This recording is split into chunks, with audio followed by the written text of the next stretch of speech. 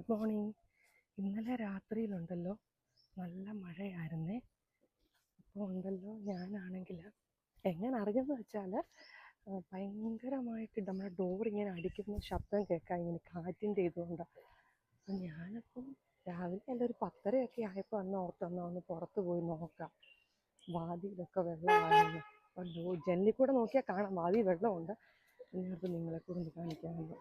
അങ്ങനെ വാതിയിലോട്ട് പോകുന്ന വഴിക്കുണ്ടല്ലോ ഇവിടെ നമ്മുടെ ഒരു ഒമാനി ചേട്ടൻ്റെ തന്നെ ഒരു വലിയ മുരിങ്ങയുടെ മരം നിൽപ്പുണ്ട്.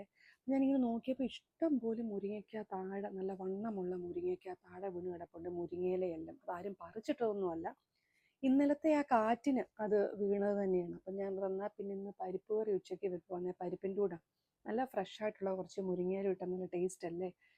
പിന്നെ ഇത് ഞാൻ ഡ്യൂട്ടി കഴിഞ്ഞ് വരുമ്പോഴും എന്നും കാണുന്നത്. ഇപ്പം ഈ മുരിങ്ങയില ഇങ്ങനെ പറിക്കാൻ വന്നപ്പോൾ എൻ്റെ മനസ്സിൽ കൂടെ പോയ തോട്ട് എന്തോ അറിയാമോ, പണ്ടൊക്കെ ആണെങ്കിൽ എൻ്റെ ചെറുപ്പത്തിലെ മഴയൊക്കെ പെയ്യുമ്പോഴില്ലേ, ഞങ്ങളുടെ ഉപ്പാപ്പൻ്റെ മക്കളും എല്ലാം കൂടെ കുമാരപിള്ള എന്ന് പറയുന്ന ഒരു ചേട്ടൻ്റെ അയ്യത്തോട്ട്, അതായത് പറമ്പിലോട്ട് ഞങ്ങൾ ഓടിപ്പോയിട്ട് അവിടുന്ന് ഞങ്ങൾ മാങ്ങ പറക്കുന്നത്, പഴുത്ത മാങ്ങ പറക്കി തിന്നുന്നൊക്കെ എനിക്കിപ്പോൾ ഓർമ്മ വരുന്നത്.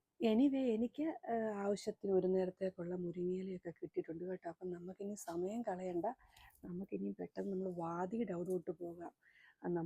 നിങ്ങളെയൊക്കെ ഞാൻ വാതി കാണിക്കാമെന്ന് പറഞ്ഞല്ലേ കൊണ്ടുവന്നത്. അപ്പം നമുക്ക് അവിടെ പോയി നോക്കാം അവിടെ എത്രത്തോളം വെള്ളം ഉണ്ടെന്നൊക്കെ.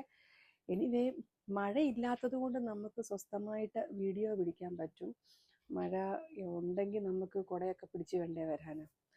അപ്പം കഴിഞ്ഞ ദിവസത്തെ ഒരു വീഡിയോയ്ക്കകത്ത് നിങ്ങൾ കണ്ടു കാണും, എൻ്റെ കുടയ്ക്കകത്ത് അതിൻ്റെ ആ പിടിക്കുന്ന ഇതില്ല. അപ്പം അതില്ലാത്തതാ കേട്ടോ, അത് എപ്പോഴോ പണ്ടെങ്ങാണ്ട് ഇവിടെ ഇരുന്നൊരു കാലം കുടയാണ്. അപ്പം ആവശ്യത്തിന് നടക്കണ്ടേയല്ലോ. അപ്പം നമ്മൾ നമ്മുടെ വാതിയിൽ എത്തിയിട്ടുണ്ട്. ഇതാണ് നമ്മുടെ വാതിയുടെ ഇപ്പോഴത്തെ അവസ്ഥ കേട്ടോ. പക്ഷെ കഴിഞ്ഞ പ്രാവശ്യത്തെ പോലെ അത്രയ്ക്ക് വെള്ളമൊന്നുമില്ല, നോർമലായിട്ട് തന്നെ വെള്ളം പോകുന്നുള്ളൂ. ആൾക്കാരെനിക്ക് രാവിലെയൊക്കെ കൊച്ചു പിള്ളേരൊക്കെ കിടന്നുറങ്ങുമായിരിക്കും. അപ്പം ഇങ്ങനെ നമ്മുടെ ഫാത്തിമയുടെ അവസ്ഥയൊക്കെ ഇത് തന്നെയാണ്. അത്രയും ലാസ്റ്റ് ആ പ്രീവിയസ് മഴ വന്നപ്പോൾ അവിടെ എല്ലാം അങ്ങ് കുഴിഞ്ഞു പോയി ഫാത്തിമാക്കയുടെ ഫ്രണ്ടിലെല്ലാം. എന്നാൽ പിന്നെ വീട്ടിൽ പോയി രാവിലത്തെ വല്ലതും കഴിക്കാം. അപ്പം രാവിലെ താമസിച്ചല്ലേ എണ്ണീറ്റത്. അപ്പം ഞാനോട്ട് എന്നാൽ പിന്നെ 2 ദോശ ഉണ്ടാക്കി കഴിക്കാമെന്ന്. എനിക്ക് ആ ദോശയ്ക്കകത്ത് ചമ്മന്തിയെക്കാട്ടിലൊക്കെ കുറച്ചുകൂടെ പ്രിഫർ ചെയ്യുന്നത്, എനിക്ക് കുറച്ചുകൂടെ തെരുവ് സ്റ്റൈലിലുള്ള ഫുഡ് ഇങ്ങനെയൊക്കെ കഴിക്കുന്നതാണ്.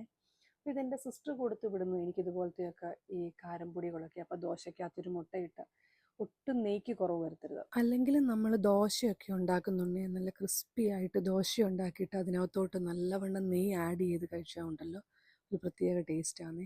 അപ്പോൾ ഇവിടെ രാവിലെ കുഞ്ഞുങ്ങൾക്കാണെങ്കിൽ ഞാൻ ബർഗറിൻ്റെ പാടി ഉണ്ടായിരുന്നു, ചിക്കൻ്റെ, അതാണ് അവർക്ക് കൊടുത്തത്.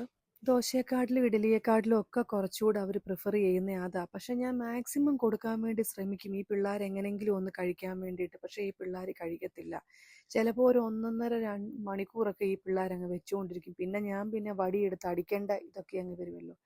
ചിലപ്പോൾ എടുത്തിട്ടങ്ങ് ചാമ്പും, ചിലപ്പം അങ്ങ് സഹതാപം തോന്നിയിട്ട് എന്നാൽ അത് തന്നെ കഴിക്കട്ടെന്നങ്ങ് വിചാരിക്കും.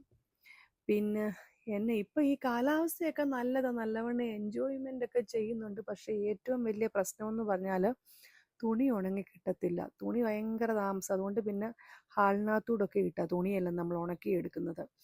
ഡ്യൂട്ടിക്ക് പോകാൻ നമ്മൾ ഇവൻ കാറയിലോട്ട് കയറണമെങ്കിൽ പോലും ഷൂ മൊത്തം നനഞ്ഞു പോകത്തില്ലേ, പിന്നെ ഇത് ഉണക്കിയെടുക്കുക അതിലും പാടില്ലയോ. അങ്ങനത്തെയൊക്കെ കുറച്ച് ബുദ്ധിമുട്ടുകളൊക്കെ ഉണ്ട്. കഴിഞ്ഞ ദിവസം ഞാനൊരു വീഡിയോ ഇട്ടപ്പോൾ ഞാനിങ്ങനെ ഒത്തിരി അങ്ങ് ഓവർ ത്രിൽഡ് ആയിട്ട് പറഞ്ഞായിരുന്നു ഇതുപോലെ മഴ എനിക്ക് ഒത്തിരി ഇഷ്ടമായി, എൻജോയ് ചെയ്യും. അപ്പോൾ താഴെ വന്നൊരു ഫോളോവർ ഇങ്ങനെ കമൻറ്റ് ചെയ്തായിരുന്നു, നിങ്ങൾക്ക് മഴ ഇഷ്ടമാണ്, ഒരാൾ മരിച്ചത് നിങ്ങൾ അറിഞ്ഞില്ലേന്ന്. അപ്പോൾ നമ്മുടെ ജീവിതത്തിൽ നല്ല ഏതൊരു സാമാന്യമായിട്ടുള്ളൊരു വ്യക്തിക്ക് പോലും, അറിയാവുന്നവരാണെങ്കിലും അറിയാത്തവരാണെങ്കിലും, നമ്മുടെ ഈ ലോകത്ത് നിന്ന് വേർപെട്ട് പോയെന്ന് വരുമ്പോൾ നമുക്ക് വളരെയധികം വേദനയുണ്ടാകും. അതപ്പോൾ എനിക്ക് അന്നേരം അറിയത്തില്ലായിരുന്നു, പിന്നെ പിറ്റേ ദിവസമൊക്കെയാണ് അത് അറിഞ്ഞത് കേട്ടോ. അപ്പോൾ നമ്മൾ എല്ലാവരുടെയും ദുഃഖത്തിൽ നമ്മൾ പങ്കുചേരുന്നു, അത്രയൊക്കെയല്ല നമുക്ക് പറയാൻ പറ്റത്തുള്ളൂ. പിന്നെ നമ്മുടെ ജീവിതത്തിൽ നമ്മൾ ഈ ഗൾഫിലൊക്കെ താമസിക്കുന്നുണ്ടെങ്കിൽ നമ്മുടെ നാട്ടിലെപ്പോഴും നമുക്ക് മഴയും കാര്യങ്ങളും ഒന്നും ഇല്ലല്ലോ. അപ്പം നമുക്ക് കിട്ടുന്ന ആ ഒരു എൻജോയ്മെൻറ്റ് നമ്മൾ മാക്സിമം അതിനെ യൂട്ടിലൈസ് ചെയ്യുന്നു, അത്രമാത്രമേ ഉള്ളൂ. അല്ലാതെ നമുക്കിതൊക്കെയല്ല ഉള്ളൂ, ഒരു സന്തോഷം പ്രകടിപ്പിക്കാനും എടുക്കാനും ഒക്കെ.